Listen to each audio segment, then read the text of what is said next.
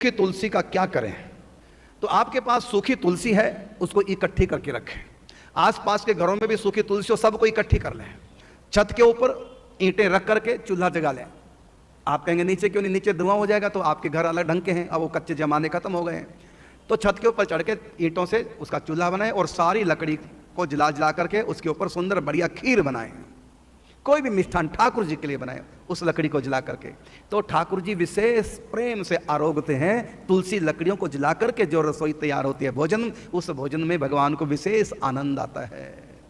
ये हो गया तुलसी लकड़ी का क्या करें सूखी का, ये पहला प्रयोग बताया। दूसरा प्रयोग है आप अपने पास रखें, किसी की भी मृत्यु हो उसकी चिता में लकड़ी भेज दें तो बहुत बड़ा दान हो गया।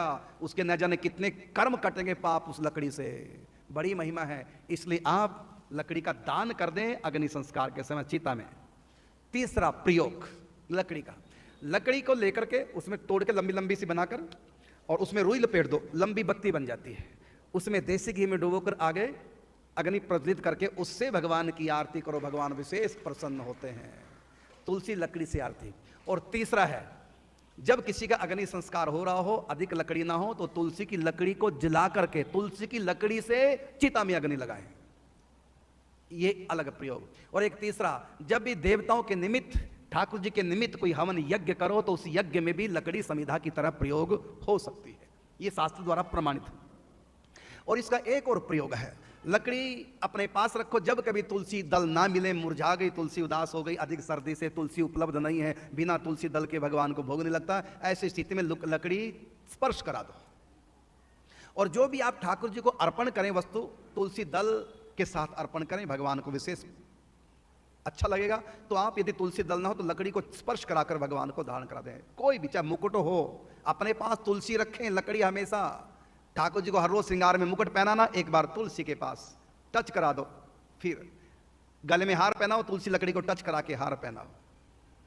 और तुलसी दल नहीं है भोजन में छोड़ने के लिए तो तुलसी की लकड़ी स्पर्श करा दो। ये है तुलसी के लाभ, हमने आपको बताए किस प्रकार हम तुलसी की लकड़ी सूखी का प्रयोग कर सकते हैं। और आगे की बात, जब कभी आप वृंदावन जाओ, उस लकड़ी को साथ ले जाओ, सूखी लकड़ियों को। जो मणियाँ बनाते हैं, मालाएं बनाते हैं, तुलसी की लकड़ी की मोती बनाते हैं, उनको बेच दो, या बेचो तो नहीं, दान कर दो। तुलसी की लकड़ी का दान, उससे वो मोती बनाएंगे, उससे माला बनाएंगे, तो आपकी दान की हुई लकड़ी की माला से लोग भजन करेंगे। घर में चाकू रख करके मणके बना सकते हैं आप सेमी लकड़ी के। तो कितने प्रयोग आपको बताए। आपका प्रश्न था कि सूखी तुलसी का क्या करें। अगला प्रश्न है कि मैंने बाजार से लेकर तुलसी की कंठी पहनी थी, क्या उसका कोई नियम है। बिल्कुल, तुलसी की कंठी पहनने का एकमात्र यही नियम है कि बिना भोग लगाए नहीं खाना। पहला ग्रास कुछ भी लें तो तुलसी की कंठी के पास ले जाओ, भगवान को मानसिक भोग लगा दो, उसके बाद ही आप प्रसाद ग्रहण करें प्रसाद रूप में। और दूसरी बात है कि तुलसी की कंठी संप्रदाय से, गुरु से लेने की ही महिमा, तभी वो कंठी है, नहीं तो माला है, वो बस श्रृंगार है, कोई हानि नहीं, लाभ है।